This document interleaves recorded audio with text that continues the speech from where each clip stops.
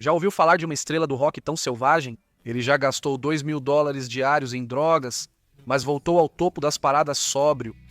Steven Tyler está aqui e este é o Versed, Mestres da Música. Eu sou Dick Carlson. Bem-vindo. Antes de começarmos, tente isto. Em qual reality show de talentos de longa duração Steven Tyler participou como jurado? E aqui vai mais uma.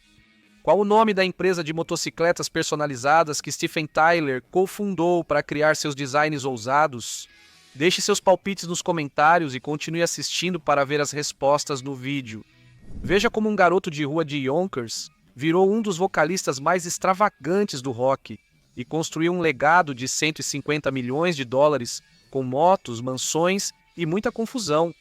Para entender o homem por trás dos lenços e gritos, precisamos voltar no tempo. Porque a infância de Steven guarda o tipo de caos que mudou tudo. Steven Tyler nasceu como Stephen Victor Talarico em 26 de março de 1948, bem no coração de Manhattan. Mas sua história tomou forma nos arredores de Yonkers, Nova York, onde a vida estava longe de ser glamurosa. Seu pai, Victor Talarico, foi pianista clássico e professor de música. A casa deles era cheia de Mozart, Chopin e disciplina constante. Stephen cresceu vendo seu pai tocar as teclas, absorvendo silenciosamente as melodias antes mesmo de saber o que fazer com elas. Seus pais queriam que ele seguisse a tradição e fosse professor de música como o pai, mas Stephen tinha outros planos. Ele ficava deitado no chão por horas, ouvindo discos de soul, blues e o impacto cru do rock das antigas. Em algum lugar lá no fundo, ele decidiu que a música não seria apenas parte da sua vida, ela seria a sua vida. Estevão era inquieto e tinha um lado selvagem. A escola nunca foi seu lugar. Na adolescência, ele matava aulas, se metia em encrenca e foi expulso. Mas essa mesma energia indomável encontrou uma saída diferente, e foi no rock and roll. No final dos anos 60, ele já era vocalista de bandas pequenas de Nova York, como a Chain Reaction. Sua voz era aguda, estranha e elétrica, e as pessoas começaram a notar ele. Ele ainda não era refinado, mas era magnético. E mais do que tudo, ele sonhava em liderar uma banda como os Rolling Stones ou os Beatles. Os primeiros anos foram difíceis e confusos para Stephen, mas serviram de base para o que viria depois. O ponto de virada de Steven Tyler ocorreu em 1970, ao conhecer o guitarrista Joe Perry em Sunop, New Hampshire. A química foi imediata. Com Tom Hamilton, Joey Kramer e depois Brad Whitford, eles fundaram o Aerosmith em Boston naquele ano. Desde o começo queriam ser gigantes. O som inicial da banda era cru e influenciado pelo blues, mas a voz de Stephen elevou isso a outro nível. Ele era parte rosnado, parte grito, com confiança inconfundível como cereja do bolo. O álbum de estreia, auto-intitulado, saiu em 1973, mas foram o terceiro e quarto álbuns, chamados Toys in the Attic, em 1975, e Rocks, em 1976, que explodiram. Depois, Dream On, Sweet Emotion e Walk This Way transformaram eles na realeza do rock americano. Com a fama, Stephen adotou totalmente o novo estilo de vida. Drogas estavam por toda parte e logo ele se envolveu profundamente. Heroína, cocaína e comprimidos faziam parte de um ciclo constante de turnês, festas e poucas vezes sóbrio ou em casa. No palco ele se tornou um espetáculo. Sarves, preso ao pedestal do microfone, unhas pintadas, calças de seda e delineador suficiente para lançar uma linha de cosméticos. Seu visual marcante e voz conquistavam fãs. Mas nos bastidores o caos só aumentava.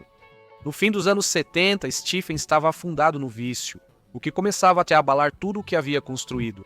Seu estilo de vida materialista começou com roupas sofisticadas, hotéis caros e jatos particulares, mas isso teve um preço. O dinheiro e a fama estavam fluindo, mas também os danos que iam se acumulando.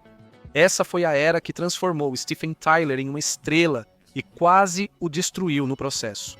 No início dos anos 1980, a magia sumia.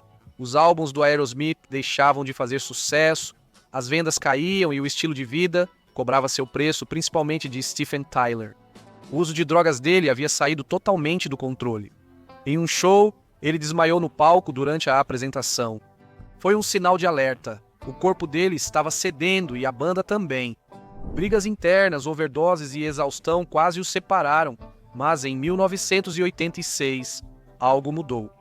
Tyler se internou em uma clínica de reabilitação pela primeira vez. Foi uma atitude que chocou os fãs e salvou sua vida.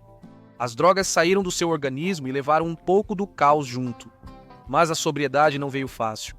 Stephen teve várias recaídas e lutou muito para se manter limpo. Ele dizia que o mais difícil não era largar as drogas, mas descobrir quem era sem elas. Por anos, sua identidade foi ligada ao caos. Agora ele precisava reconstruir saúde, voz, relacionamentos e principalmente sua identidade. E ele conseguiu. Limpo, Stephen voltou com um novo fogo. A Aerosmith retornou com Permanent Vacation em 1987 e rapidamente voltou ao sucesso. Pump veio em 1989, depois Get a Grip em 1993. Cada álbum era maior que o anterior. Músicas como Love in an Elevator, Janie's Got a Gun e Crying tocavam em rádios, videoclipes e estádios lotados de fãs. Mas o momento que realmente mudou tudo foi uma colaboração inovadora com o grupo de hip-hop Run Devastating Mic Controller para um remix marcante de Walk This Way. Isso não só colocou o Aerosmith de volta no mapa, como também explodiu o mapa. Rock e rap se misturaram como nunca, e uma nova geração conheceu Stephen Tyler. Com a fama veio o dinheiro, dessa vez em caminhões. A banda assinou novos contratos, as turnês esgotaram e os royalties de décadas de música começaram a se acumular. As finanças de Stephen melhoraram de repente, pois além de sóbrio, agora estava focado. Ele passou a ver sua voz como instrumento, sendo muito disciplinado com aquecimento, descanso e alimentação. Fora dos palcos, ele desenhou seu próprio figurino, criando uma imagem glam rock que se tornou tão icônica quanto sua voz. Com a vida estabilizada, seus luxos aumentaram. Ele iniciou uma discreta coleção de carros de luxo e surgiram boatos sobre compras de propriedades. O caos finalmente estava sendo substituído pelo controle. No início dos anos 2000, Stephen Tyler já tinha provado tudo, mas seguia sem desacelerar. O Aerosmith seguiu em turnê, tocando para plateias lotadas mundialmente. Ao longo das décadas, seus shows ao vivo renderam mais de 600 milhões de dólares, tornando-os um dos grupos de turnê mais bem-sucedidos da história do rock. Em 2011, Stephen fez algo inesperado ao se tornar jurado do American Idol. Mudou radicalmente, mas funcionou. Os telespectadores adoraram seu charme excêntrico, comentários imprevisíveis e carisma de estrela. Dizem que ele recebia entre 8 e 10 milhões de dólares por temporada e o programa o apresentou para uma nova geração. Para muitos telespectadores mais jovens, foi a primeira vez que viram Stephen fora do caos do estrelato do rock. Alguns anos depois, em 2015, ele lançou o Fundo da Janie, uma instituição de caridade inspirada no sucesso do Aerosmith, Janie's Got a Gun. A missão deles era ajudar meninas abusadas e negligenciadas a encontrar segurança e cura. Não foi apenas um gesto simbólico. O próprio Stephen participou do projeto e ajudou a arrecadar mais de 24 milhões de dólares nos primeiros anos. Em 2016, ele saiu sozinho pela primeira vez. O álbum Country Rock, Somos Todos Alguém de Algum Lugar, revelou um lado mais suave de Stephen e estreou no topo da Billboard Top Country Albums. Os fãs não esperavam, mas a aposta funcionou. O álbum foi mais que um avanço na carreira, foi algo pessoal. Stephen sempre amou as raízes do storytelling da música country, e essa foi a maneira dele de se reconectar com sua voz, como compositor, não apenas como vocalista. Esse foi o ponto em que a liberdade criativa superou a fama. E isso provou que ele ainda tinha algo a dizer, mesmo que não estivesse gritando.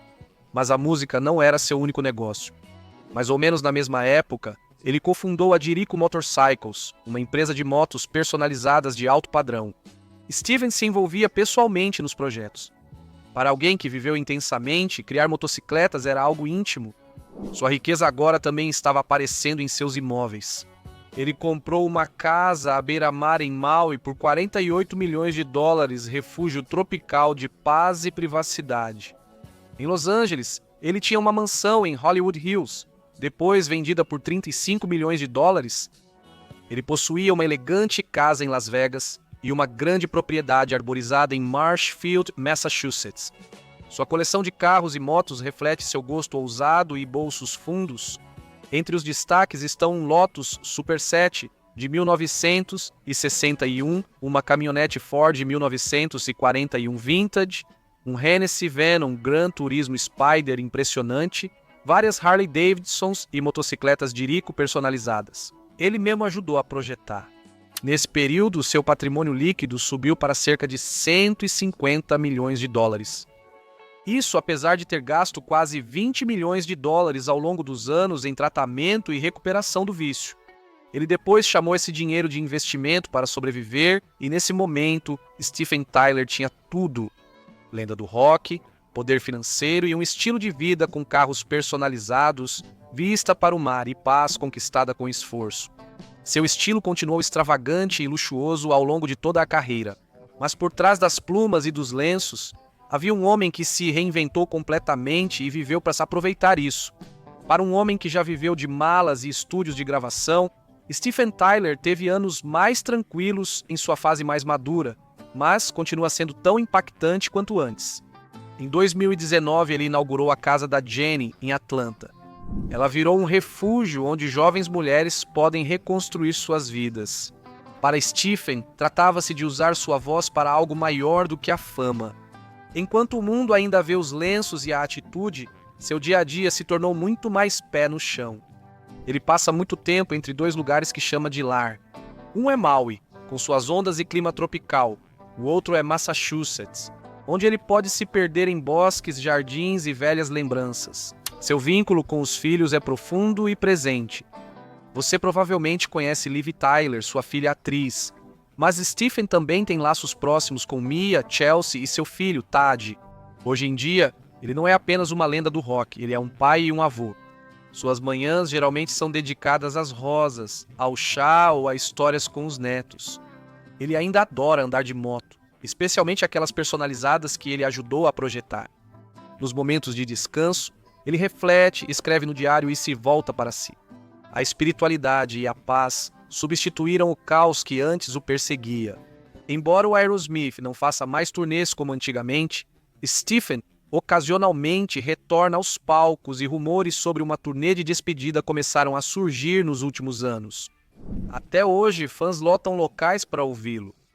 Publicamente, ele continua charmoso, engraçado e cheio de energia, mas, em particular, é um homem que finalmente fez as pazes com o turbilhão que sobreviveu.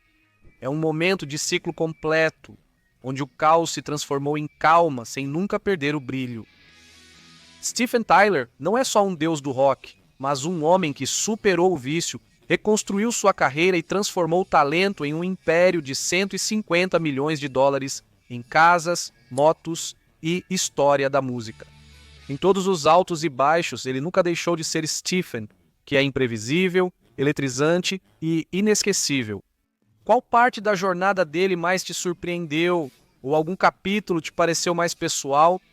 Deixe seus pensamentos nos comentários abaixo, eu adoraria ouvi-los. Se você gosta dessas histórias, fique aqui. Outro conto lendário está a um clique.